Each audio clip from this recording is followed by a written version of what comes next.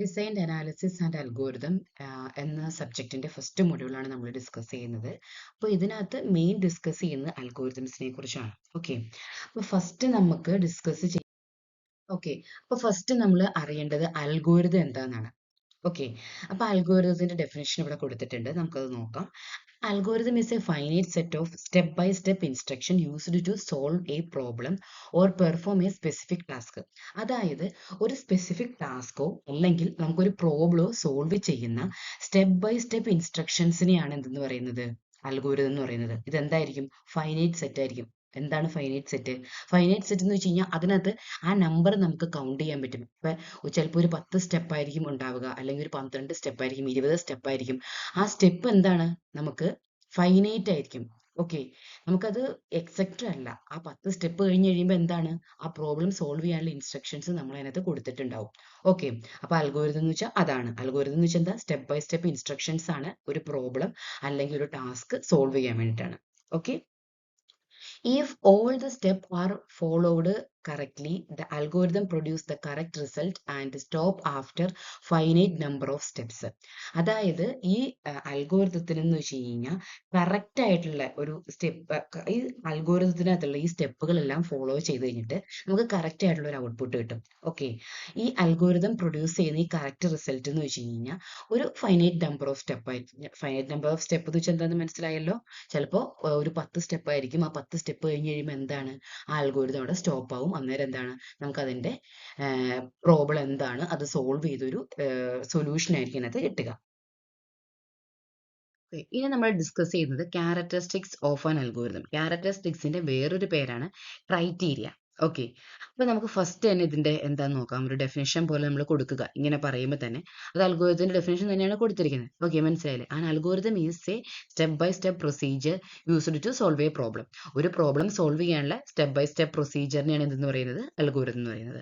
Four an algorithm to be correct and useful it must satisfy the following characteristics. ഒരു algorithm correct ആണ് അല്ലെങ്കിൽ അത് useful ആണെങ്കിൽ നമ്മൾ എന്താണ്? കുറച്ച് ക്യാരക്ടറിസ്റ്റിക്സ് ഫോളോ ചെയ്യണം, സാറ്റിസ്ഫൈ ചെയ്യണം അല്ലെങ്കിൽ ഫോളോ ചെയ്യണം. ഓക്കെ, ഫസ്റ്റത്തെ എന്ന് വെച്ചാൽ ഇൻപുട്ട് ആണ്. An algorithm must accept 0 or more input value. ഒരു അൽഗോരിതത്തിന് അല്ലെങ്കിൽ ഒന്നെങ്കിൽ വാല്യൂസ് ഒന്നും ഉണ്ടാവില്ല, അതില്ലെങ്കിൽ അതിൽ കൂടുതൽ, അതായത് 0, അതായത് ഒന്നോ രണ്ടോ അതിൽ കൂടുതൽ വാല്യൂസ് ഉണ്ടാവും. ഇപ്പം വാല്യൂസ് ഒന്നും ഇല്ലാത്ത കേസ് എന്ന് വെച്ച് കഴിഞ്ഞാൽ നമുക്കിപ്പോൾ എന്തെങ്കിലും ഒരു ഡേറ്റ ജസ്റ്റ് ഡിസ്പ്ലേ ചെയ്യാനെന്ന് വെക്കാം. ഹലോ വേൾഡ് എന്ന് പറഞ്ഞ ഒരു സംഭവം എനിക്ക് പൈത്തൺ കോഡ് വെച്ചിട്ട് ഡിസ്പ്ലേ ചെയ്യണമെന്ന് വെക്കാം. അതായത് നിങ്ങൾക്ക് പൈത്തൺ പഠിച്ചതാലോ എന്ന് വെച്ചിട്ടാണ് ഞാനത് എക്സാമ്പിൾ ആയിട്ട് പറയുന്നത്. അപ്പൊ അൽഗോരിതം എന്താണ് പറയുന്നത്? ഈ ഒരു സെയിം പ്രൊസീജിയർ ആണ്. അതായത് നമ്മുടെ ഈ അൽഗോരിതം എഴുതി കഴിഞ്ഞതിന് ശേഷമാണ് നമ്മൾ എന്ത് ചെയ്യുന്നത്? പ്രോഗ്രാം എഴുതുന്നത് അല്ലേ? അപ്പൊ ഒരു ഹലോ വേൾഡ് ഡിസ്പ്ലേ ചെയ്യണം എന്ന് പറയുമ്പോൾ അതിനകത്ത് ഇൻപുട്ട് വാല്യൂസ് എന്തെങ്കിലും വരുമോ? ഓക്കെ, അപ്പൊ ആ ഹലോ വേൾഡിന്റെ അൽഗോരിതം എഴുതുമ്പോൾ എങ്ങനെയാ? ഇൻപുട്ട് വാല്യൂസ് ഒന്നും വരത്തില്ല. ഇപ്പൊ രണ്ട് നമ്പർ ആഡ് ചെയ്യാൻ പറയുവാണെങ്കിലോ? രണ്ട് നമ്പർ ആഡ് ചെയ്യാൻ പറയുമ്പം എത്ര? രണ്ട് നമ്പർ എന്ന് പറയുമ്പോൾ എത്രയാ? നം1 നം2 എന്ന് രണ്ട് നമ്പർ നമുക്ക് വേണം. അതായത് അവിടെ എത്രയാണ്? ഇൻപുട്ട് വാല്യൂസ് രണ്ടെണ്ണാണ് ഉള്ളത്. ഓക്കെ, അതാണ് ഈ algorithm must accept 0 or more input values എന്ന് പറയുന്നത്. ഓക്കെ, ഇനി അടുത്തത് these inputs are the data provided to the algorithm for processing. അതായത് ഈ ഇൻപുട്ട് വാല്യൂസ് നമ്മൾ എന്തിനാണ് യൂസ് ചെയ്യുന്നത്? ഒരു അൽഗോരിതം പ്രോസസ്സ് ചെയ്യാൻ വേണ്ടിയിട്ടാണ്. Input should be clearly specified before the execution of the program. അതായത് ഇൻപുട്ട് എന്താന്ന് നമ്മൾ അൽഗോരിതം പ്രോസസ്സ് ചെയ്യുന്നതിന് മുന്നേ എന്ത് ചെയ്യും? സ്പെസിഫൈ ചെയ്ത് പറഞ്ഞിരിക്കും. For an example, in an addition algorithm the two number to be added are the input. ഞാൻ ആദ്യം തന്നെ പറഞ്ഞ എക്സാമ്പിൾ ആണിത്. ഒരു അഡീഷൻ അൽഗോരിതം ആണെങ്കിൽ രണ്ട് ഇൻപുട്ട് ആഡ് ചെയ്യും, രണ്ട് ഇൻപുട്ട് ആഡ് ചെയ്യും അല്ലേ? അതല്ലേ രണ്ട് നമ്പറിന്റെ അഡീഷൻ എന്ന് പറയുന്നത്. അപ്പൊ ഇൻപുട്ട് എത്ര എണ്ണം ഉണ്ട്? രണ്ട് നമ്പർ ഉണ്ടാവും. ഇനി അടുത്ത ക്യാരക്ടറിസ്റ്റിക്സ് നമുക്ക് നോക്കാം, അതാണ് output. Okay, an algorithm must an algorithm must produce at least one output. അതായത് ഒരു അൽഗോരിതം ഒരു ഔട്ട്പുട്ട് തന്നെയെങ്കിലും എന്ത് ചെയ്യും? പ്രൊഡ്യൂസ് ചെയ്യും. ഇപ്പൊ എക്സാമ്പിൾ ആയിട്ട് രണ്ട് നമ്പർ ആഡ് ചെയ്യാൻ പറയുകയാണെങ്കിൽ രണ്ട് നമ്പർ ആഡ് ചെയ്യുമ്പോൾ എത്ര നമ്പർ കിട്ടും? ഒരൊറ്റ നമ്പറാണ് കിട്ടുക. അപ്പൊ എന്താണ്? ഒരു നമ്പർ തന്നെയെങ്കിലും ഔട്ട്പുട്ട് വന്നിരിക്കും. ഓക്കെ, ഇനി ഒന്നിൽ കൂടുതൽ വരുന്നതോ? ഇപ്പൊ സമ്മും ആവറേജും കാണാൻ പറയുവാണെങ്കിൽ രണ്ട് കാര്യങ്ങൾ അവിടെ നടക്കും. സമ്മ് കണ്ടുപിടിക്കും, ആവറേജ് കണ്ടുപിടിക്കും. അപ്പൊ എന്താണ്? 2 ഔട്ട്പുട്ട് അവിടെ കിട്ടും. അപ്പൊ ഒരു അൽഗോരിതത്തിന്റെ ഔട്ട്പുട്ട് അറ്റ്ലീസ്റ്റ്, അതായത് ഒരെണ്ണം തന്നെയെങ്കിലും ഉണ്ടായിരിക്കും. The output is the result obtained after processing the input data. നമ്മുടെ ഇൻപുട്ട് ഡാറ്റാസ് പ്രോസസ്സ് ചെയ്തതിന് ശേഷമാണ് എന്ത് കിട്ടുന്നത്, ഔട്ട്പുട്ട് എന്ന് കിട്ടുന്നത്. Output should be meaning and related to the problem being solved. അതായത് ഔട്ട്പുട്ട് എന്ന് വെച്ചാൽ എന്തായിരിക്കും, അതൊരു മീനിങ് ആയിരിക്കും, അതുപോലെ തന്നെ ആ പ്രോബ്ലം സോൾവ് ചെയ്യുന്നതിനായിട്ട് റിലേറ്റഡ് ആയിരിക്കും. For example, in an addition algorithm the sum of two നമ്പേഴ്സിന്റെ ഔട്ട്പുട്ട് ഒരെണ്ണമായിരിക്കും ഉണ്ടാവുക. അപ്പൊ num1 2ഉം num1 2ഉം num2 എന്ന് പറഞ്ഞ 3 ആണെങ്കിൽ 2 + 3 എത്രയായിരിക്കും, 5 ആയിരിക്കും ആൻസർ വരിക. ഇനി ക്യാരക്ടറിസ്റ്റിക്സിന്റെ തേർഡ് വൺ നോക്കാം, definitives. Every step of an algorithm must clear, precise and unambiguous. അതായത് അൽഗോരിതത്തിന്റെ ഓരോ സ്റ്റെപ്പ് നമ്മൾ ക്ലിയർ ആയിട്ടായിരിക്കും പറയുക. ഇപ്പൊ ഫസ്റ്റ് വൺ സ്റ്റാർട്ട് എന്ന് പറഞ്ഞ് നമ്മൾ കൊടുക്കും. പിന്നെ നമുക്കിപ്പോൾ ഒരു ഹലോ വേൾഡ് ഡിസ്പ്ലേ ചെയ്യാനുള്ള അൽഗോരിതം ആണെങ്കിൽ ഫസ്റ്റ് വൺ സ്റ്റാർട്ട് കൊടുത്തു, അടുത്തത് എന്താ ഡിസ്പ്ലേ ഹലോ വേൾഡ് എന്ന് പറഞ്ഞ് നമ്മൾ കൊടുത്തു, പിന്നെ സ്റ്റോപ്പ്. അങ്ങനെ അതായത് ഓരോ സ്റ്റെപ്പ് നമുക്ക് വായിച്ചു വെക്കുമ്പോൾ നമുക്ക് മനസ്സിലാവും എന്താണ് ചെയ്യാൻ ഉദ്ദേശിക്കുന്നത്. അപ്പൊ every step of an algorithm must be clear, precise and unambiguous. അതായത് ആംബിഗസ് എന്ന് വെച്ചാൽ എന്താണ്, നമുക്കൊരു കൺഫ്യൂഷനോ അല്ലെങ്കിൽ അങ്ങനെ ഒന്നും ഉണ്ടാവില്ല, കറക്റ്റ് ആയിട്ട് അതിനകത്ത് പറഞ്ഞിട്ടുണ്ടാവും. Each instruction should have only one meaning so that any one execute the algorithm can understand it correctly. അതായത് അതിനകത്ത് അൽഗോരിതം എന്ന് വെച്ചാൽ കുറേ ഇൻസ്ട്രക്ഷൻസ് ആണ്. ആ ഇൻസ്ട്രക്ഷൻസ് നമ്മൾ എക്സിക്യൂട്ട് ചെയ്യുമ്പോൾ നമുക്കത് വായിച്ചു നോക്കുമ്പോൾ തന്നെ എന്താണ് മനസ്സിലാവും അൽഗോരിതം എങ്ങനെയാണ് എഴുതുന്നത്. നമ്മൾ ഇംഗ്ലീഷ് ടൈപ്പിലാണ് അൽഗോരിതം എഴുതിയിരിക്കുന്നത്. നമ്മളിപ്പോൾ നിങ്ങളെല്ലാവരും ഫസ്റ്റ് ഇയറിൽ പ്രോഗ്രാമിംഗ് ലാബൊക്കെ ഹാൻഡിൽ ചെയ്ത പിള്ളേരായിരിക്കും. അപ്പോൾ നമ്മൾ ഫസ്റ്റ് ഒരു പ്രോഗ്രാം ചെയ്യുന്നതിന് മുന്നേ അൽഗോരിതം എഴുതി അത് പ്രൊസീഡ് വാങ്ങിച്ചതിന് ശേഷമാണ് നമ്മൾ സ്റ്റാർട്ട് ചെയ്യുന്നത്. ഓക്കെ, അപ്പോൾ നിങ്ങൾ ഇംഗ്ലീഷിലാണ് എഴുതുന്നത്, അത് നിങ്ങൾക്ക് മനസ്സിലാവും, ടീച്ചേഴ്സിന് വായിച്ചു നോക്കുമ്പോൾ മനസ്സിലാവും, അങ്ങനെയാണ് പ്രൊസീഡ് കിട്ടുന്നത് അല്ലേ. അതായത് നമ്മുടെ അൽഗോരിതം എന്താണ്, ഈസി ടു അണ്ടർസ്റ്റാൻഡ് ആയിരിക്കണം. There should be no confusion about what action need to perform at any stage. അതായത് നമ്മൾ ഓരോ സ്റ്റേജും തന്നെ ഓരോ സ്റ്റെപ്പായിട്ടാണ് എഴുതുന്നത്. അപ്പോൾ ഓരോ സ്റ്റേജും നമ്മൾ വായിച്ചു നോക്കുമ്പോൾ എന്താ ചെയ്യാൻ പോകുന്നതെന്നുള്ള ഒരു രീതിയിലുള്ള കൺഫ്യൂഷൻ എന്താണ് വരാൻ പാടില്ല. ഇനി ഫോർത്ത് വൺ എന്താ, ഫൈനൈറ്റ്സ്. ഫൈനൈറ്റ്സ് എന്ന് വെച്ചാൽ an algorithm must terminate after the finite number of step. അതായത് ഫൈനൈറ്റ് നമ്പർ എന്ന് വെച്ച് കഴിഞ്ഞാൽ നമുക്ക് ആ എത്ര നമ്പറാണ് നമുക്ക് കൗണ്ട് ചെയ്യാൻ പറ്റും, അല്ലെങ്കിൽ നമുക്ക് എണ്ണാവുന്ന അത്രയും ടൈം ആയിരിക്കും അതിന്റെ സ്റ്റെപ്പ് ഉള്ളത്. ഓക്കെ, ആ ഫൈനൈറ്റ് നമ്പർ കഴിയുമ്പോൾ എന്താണ്, അത് ടെർമിനേറ്റ് ചെയ്യും. Okay, it should not continue infinitely. അതായത് ഇതൊരു ഇൻഫിനിറ്റി ലൂപ്പോ അല്ലെങ്കിൽ ഇൻഫിനിറ്റി ടൈം ഇത് എക്സിക്യൂട്ട് ചെയ്യോ അങ്ങനെ ഒന്നും സംഭവിക്കില്ല.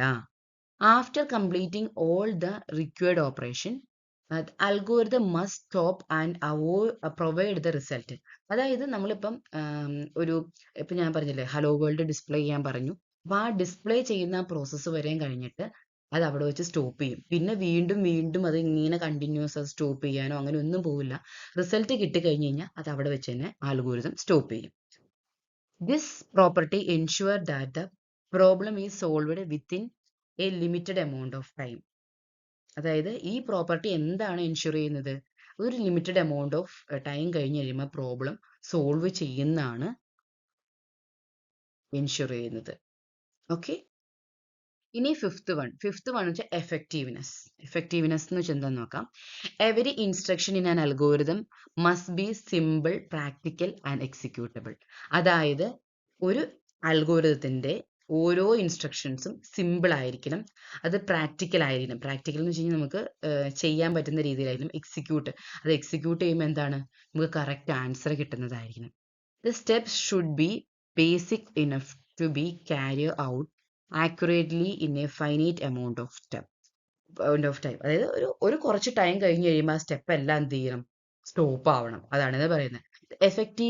Effective algorithm provide a feasible solution to be produce and implement using the computer program. അതായത് കമ്പ്യൂട്ടർ പ്രോഗ്രാം വെച്ചിട്ട് നമുക്ക് ഒരു അൽഗോരിതം ഇംപ്ലിമെന്റ് ചെയ്തിട്ട് നമുക്കൊരു സൊല്യൂഷൻ കിട്ടിയിരിക്കണം. ഓക്കെ, അതിനെയാണ് എഫക്റ്റീവ്നെസ് അല്ലേ. നമ്മളൊരു അൽഗോരിതം നമ്മൾ എഴുതി, അത് വെച്ചിട്ട് നമ്മൾ പ്രോഗ്രാം ചെയ്തു, പക്ഷെ ഔട്ട്പുട്ട് കിട്ടുന്നില്ല എങ്കിൽ അതെന്തല്ല, എഫക്റ്റീവ് അല്ല. നമ്മൾ ചെയ്യുന്ന അൽഗോരിതം വെച്ചിട്ട് നമ്മൾ പ്രോഗ്രാം ഇംപ്ലിമെന്റ് ചെയ്ത് ഔട്ട്പുട്ട് നമുക്ക് കിട്ടുവാണെങ്കിൽ അതിനാണ് എഫക്റ്റീവ്നെസ് എന്ന് പറയുന്നത്. ഇനി നമ്മളിപ്പോൾ ഈ 5 സ്റ്റെപ്പ്, അതായത് 5 ക്യാരക്ടറിസ്റ്റിക്സ് ആണുള്ളത്. അത് കഴിഞ്ഞിട്ട് ഇപ്പോൾ എക്സാമിന് ചോദിക്കുമ്പോൾ നമ്മളൊരു കൺക്ലൂഷൻ എന്നൊക്കെ പറഞ്ഞിട്ട് എഴുതുവാണെങ്കിൽ നമുക്ക് അവിടെ അത്യാവശ്യം സ്കോർ ചെയ്യാൻ പറ്റും. ഓക്കെ, അപ്പൊ കൺക്ലൂഷൻ ആയിട്ട് വേറെ ഒന്നുമില്ല. നമുക്ക് നമ്മൾ മുന്നേ പറഞ്ഞ കാര്യങ്ങൾ ജസ്റ്റ് പറഞ്ഞാൽ മതി. The 5 important characteristics of an algorithm are input, output, definites, finites and effectiveness. ഇതാണ് 5 important characteristics എന്ന് പറയാം. But these characteristics ensure that the algorithm is clear, correct, efficient and capable of solving given problem successfully. അതായത് ഈ characteristics വെച്ചിട്ട് നമുക്ക് algorithm ക്ലിയറും അതുപോലെ തന്നെ correct ആയിട്ടും എഫക്റ്റീവ് ആയിട്ടും, അതായത് ഒരു പ്രോബ്ലം സോൾവ് ചെയ്യാൻ ഒക്കെ പറ്റും.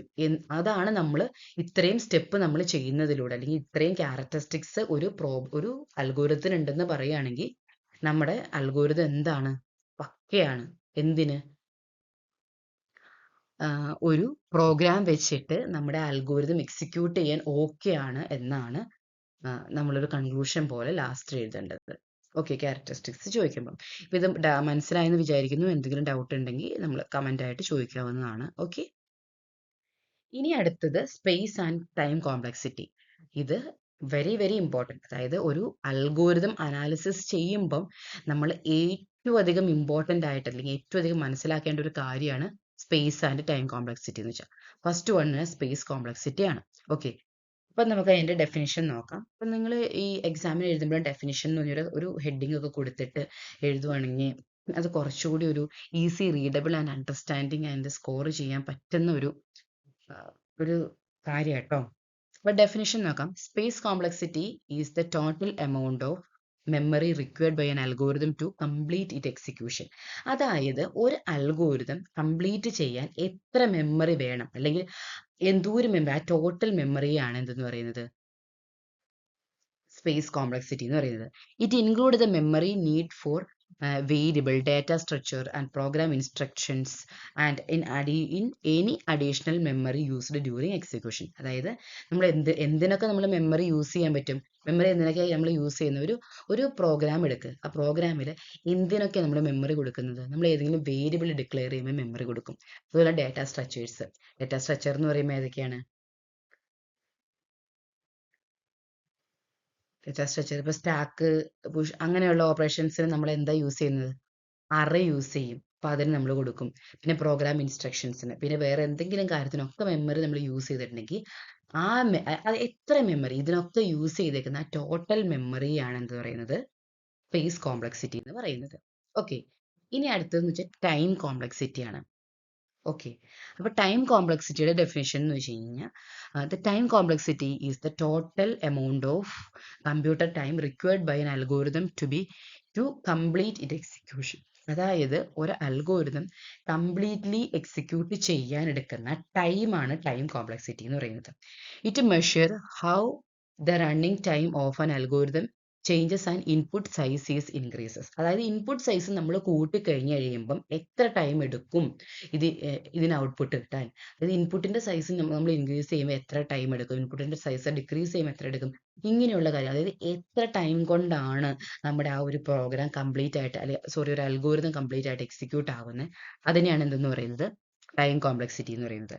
ഇനി ടൈം കോംപ്ലക്സിറ്റി നമ്മൾ റെപ്രസെന്റ് ചെയ്യുന്നത് അസിംപോട്ടിക് നൊട്ടേഷൻസ് വെച്ചിട്ടാണ്. ഓക്കെ, ടൈം കോംപ്ലക്സിറ്റി എങ്ങനെയാണ് റെപ്രസെന്റ് ചെയ്യുന്നത്, അസിംപോട്ടിക് നൊട്ടേഷൻസ് വെച്ചിട്ടാണ്.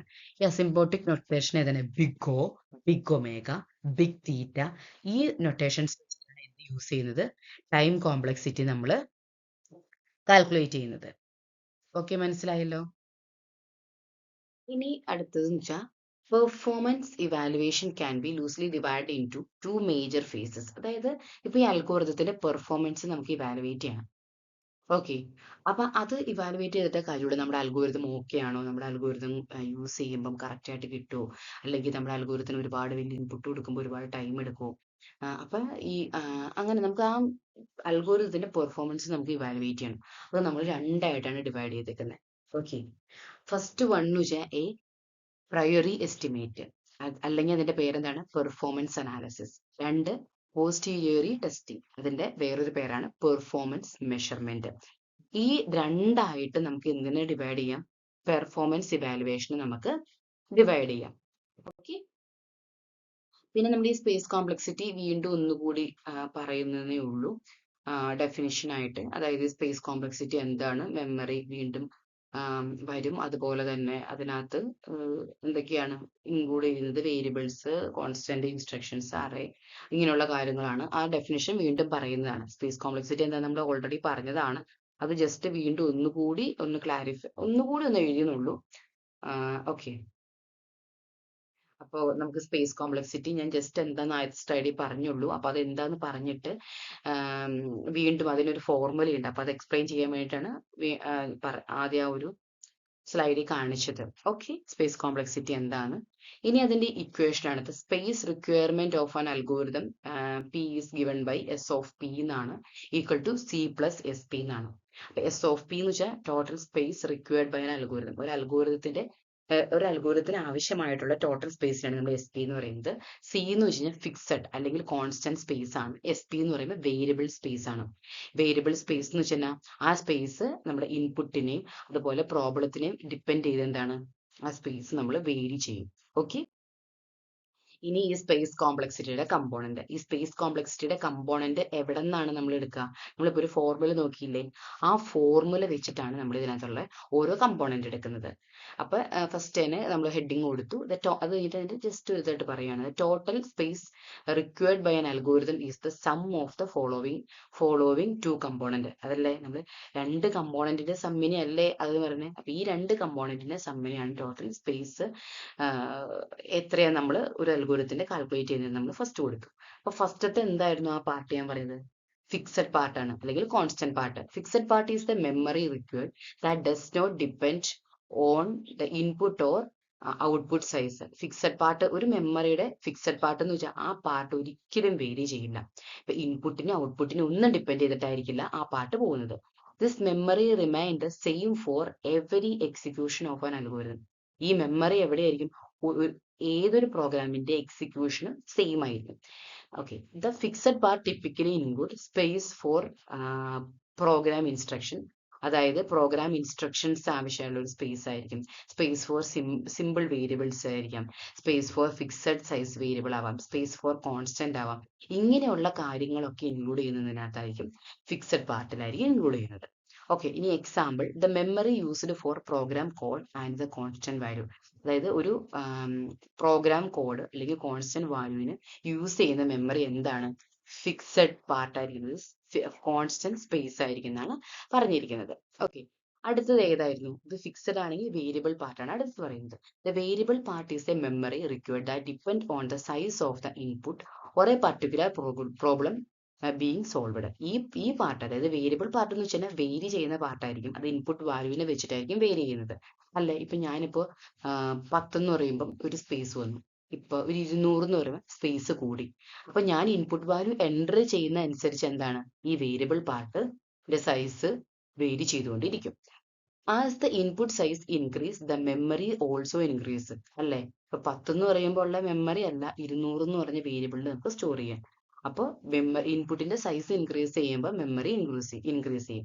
The variable part include space required for array and the dynamic data structure.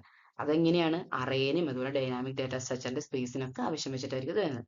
Space used by referenced variable. Space എന്തിനെയാണ്, റെഫറൻസ് വേരിയബിളിനെ നമ്മൾ depend ചെയ്യും. Memory allocation during program execution, അതായത് program എക്സിക്യൂഷന്റെ ആവശ്യമായിട്ടുള്ള ആ ഒരു മെമ്മറിനെ നമ്മൾ വേരിയബിൾ പാർട്ടിലാണ് കൺസിഡർ ചെയ്യുന്നത്. Recursion stack space used for recursive algorithm. Recursive algorithm വെച്ചാൽ കോൾ ഇറ്റ് സെൽഫ്, ആ അൽഗോരിതം തന്നെ അൽഗോരിതത്തിനെ വിളിക്കുന്നതിനാണ് റിക്കർസീവ് എന്ന് പറയുന്നത്. അങ്ങനെ തന്നെ റിക്കർസീവ് അൽഗോരിതം ചെയ്യുമ്പോൾ അപ്പൊ ഒരു സ്റ്റാക്കിനെ വിളിക്കുക അങ്ങനെയൊക്കെ ഉള്ളത് വരുമ്പോൾ ഇതൊക്കെ എന്താണ്, വേരിയബിൾ പാർട്ടിലാണ് വരുന്നത്. ഇതിന്റെ example, the memory required to store an array of n element increase as an array increase as an n increases. അതായത് ഒരു അറേ n സൈസ് ഉള്ള ഒരു അറേ എലമെന്റ് കൊടുക്കുകയാണ്. അപ്പൊ ഞാനാണ് ഇൻപുട്ട് ചെയ്യുന്നതിന്റെ സൈസ് എത്രയാണ്, അത് ഞാൻ 10 എന്ന് പറഞ്ഞു. അപ്പൊ എന്താ, ആ അറയ്ക്ക് ഒരു 10 സൈസ് വെച്ചു. പിന്നെ ഇൻപുട്ട് ചെയ്യാൻ പറയുവാണ് സൈസ്. അപ്പൊ ഞാൻ എത്ര ഒരു 100 കൊടുത്തു. അപ്പൊ അറയുടെ സൈസ് എത്രയായി? 100 ആയി. അപ്പൊ ഞാൻ എന്താണോ ഇൻപുട്ട് കൊടുക്കുന്നത് അതനുസരിച്ച് ഈ വേരിയബിൾ പാർട്ട് ഇൻക്രീസ് ചെയ്തുകൊണ്ടിരിക്കും. ഓക്കെ, അത് മനസ്സിലായെന്ന് വിചാരിക്കുന്നു. ഇനി സ്പേസ് കോംപ്ലക്സിറ്റി കാൽക്കുലേറ്റ് ചെയ്യാനുള്ള ഒരു എക്സാമ്പിൾ ആണ്. ഇപ്പൊ എക്സാമ്പിൾ നിങ്ങൾക്ക് പറഞ്ഞിട്ടുണ്ട്, ക്വസ്റ്റ്യൻ പേപ്പർ തന്നിട്ടുണ്ടെങ്കിൽ അത് വെച്ച് ചെയ്യുക. അല്ലെങ്കിൽ ഒരു എക്സാമ്പിൾ ജസ്റ്റ് എഴുതുക, അത് നല്ലതായിരിക്കും. ഇപ്പോൾ അതെന്ന് വെച്ച് കഴിഞ്ഞാൽ ഫസ്റ്റ് ആണ് problem. Suppose an algorithm store 100 integer in an array. ഒരു അൽഗോരിതത്തിന്റെ 100 ഇന്റിജർ സ്റ്റോർ ചെയ്യാനുള്ള ഒരു പ്രോബ്ലം ആണ്. Assume each integer occupy 4 byte of an memory. അതായത് ഇന്റിജർ ഓക്യുപ്പൈ ചെയ്യുന്നത് എത്ര ബൈറ്റിലാണ്? 4 ബൈറ്റിലാണ് മെമ്മറിയിൽ നിന്ന് കൊടുക്കുക. Calculate the variable part. First തന്നെ വേരിയബിൾ പാർട്ടാണ് കാൽക്കുലേറ്റ് ചെയ്യുന്നത്. ഞാൻ എന്താ പറഞ്ഞിരിക്കുന്നത്? ഇന്റിജർ 4 ബൈറ്റിലാണ് കൊടുക്കുന്നത്. അപ്പൊ 100 ഇന്റിജർ ഉണ്ടെന്ന് പറയുകയാണ്. അപ്പൊ 100 ഇൻറ്റു 4 400 ബൈറ്റ് എന്ന് പറഞ്ഞിട്ട് ഞാനിവിടെ കാൽക്കുലേറ്റ് ചെയ്ത് വെച്ചിട്ടുണ്ട്. അപ്പൊ എന്താണ് വേരിയബിൾ സ്പേസ് എത്രയാണ്? 400 ബൈറ്റ്. അതുപോലെ തന്നെ ഇവിടെ ഫിക്സഡ് സ്പേസ് എത്രയെന്ന് കൊടുത്തിട്ടില്ല. അതുകൊണ്ട് ഞാൻ അസ്യൂം ചെയ്യുവാണ് എന്ത്? 50 ബൈറ്റ് ആന്ന് പറഞ്ഞിട്ട് കൊടുക്കുവാണ്. അതായത് പ്രോഗ്രാം ഇൻസ്ട്രക്ഷനും കോൺസ്റ്റന്റിനും സിമ്പിൾ വേരിയബിളിനും എല്ലാം കൂടെ കൂട്ടി ഞാൻ ഫിക്സഡ് സ്പേസ് കൊടുത്തിരിക്കുന്നത് 50 ബൈറ്റ്സ് ആണ്. ഓക്കെ, അപ്പൊ നമ്മൾ വേരിയബിൾ പാർട്ട് നമ്മൾ ഇവിടുന്ന് കാൽക്കുലേറ്റ് ചെയ്തു. 100 ഇന്റിജർ ആണ്, 4 ബൈറ്റ് ആണ് ഒക്യുപ്പൈ ചെയ്യുന്നതെന്ന് കൊടുത്തത് കൊണ്ടാണ് എന്താണ് 100 ഇൻറ്റു 4 400 ബൈറ്റ് എന്ന് പറഞ്ഞ് കൊടുത്തിരിക്കുന്നത്. ഓക്കെ, എന്നിട്ട് ഈ ഫോർമുലയിൽ നമ്മൾ apply S of P is equal to C plus S P. അതെ, സി എത്രയായിരുന്നു? ഫിക്സഡ് 50. വേരിയബിൾ പാർട്ട് എത്രയായിരുന്നു? 400. ഇപ്പൊ എസ് ഒ പി എന്ന് വെച്ചാൽ എത്രയാണ്? 450 എന്ന് പറയും. അപ്പൊ നമ്മൾ ഇത് വീണ്ടും നിങ്ങൾക്ക് മനസ്സിലാവാൻ വേണ്ടിയിട്ടാണ് ഞാൻ ഫിക്സഡ് പാർട്ട് ഇത് 50 ആണ്, വേരിയബിൾ പാർട്ട് 400 ആണ്, ടോട്ടൽ 450 എന്ന് പറയുന്നത്. Therefore, the algorithm required 450 byte of a memory to complete the execution. അതായത് എനിക്ക് ഈ അൽഗോരിതം കംപ്ലീറ്റ് ചെയ്യാൻ വേണ്ടി എത്ര മെമ്മറി ആവശ്യമാണ്? 450 ബൈറ്റ് മെമ്മറി ആവശ്യമാണ്, കൊടുക്കുകയാണ്. Unless the question specify the fixed space, you should state that it assume example 50 bytes. അതായത് ഇപ്പൊ നമുക്കിടെ ക്വസ്റ്റ്യനിൽ ഫിക്സഡ് പാർട്ട് എത്രയും തന്നിട്ടില്ലെങ്കിൽ നിങ്ങൾ അസ്യൂം ചെയ്യുക. ഞാൻ അസ്യൂം ചെയ്യുവാണ് ഇതിനകത്ത് ഇത്രയും ഇതാണെന്ന് എഴുതി വെച്ചിട്ട് അതായത് ഫിക്സഡ് പാർട്ട് ഇത്രയും അസ്യൂം ചെയ്യുന്ന എഴുതി വെച്ചിട്ട് വേണം എഴുതാൻ. അതായത് കാൽക്കുലേഷൻ നമുക്ക് ഇപ്പൊ ചെയ്തത് വീണ്ടും ഞാൻ ഒന്നുകൂടി എന്താ ചെയ്തിരിക്കുന്നതെന്ന് ജസ്റ്റ് ഒരു ബോക്സിൽ പറഞ്ഞു എന്നുള്ളൂ. ഇത്രയും പറഞ്ഞതിൽ എന്തെങ്കിലും ഡൗട്ടോ എന്തെങ്കിലും കാര്യം ഉണ്ടെങ്കിൽ എന്താണ് കമന്റിൽ പറയുക. Okay, thank you.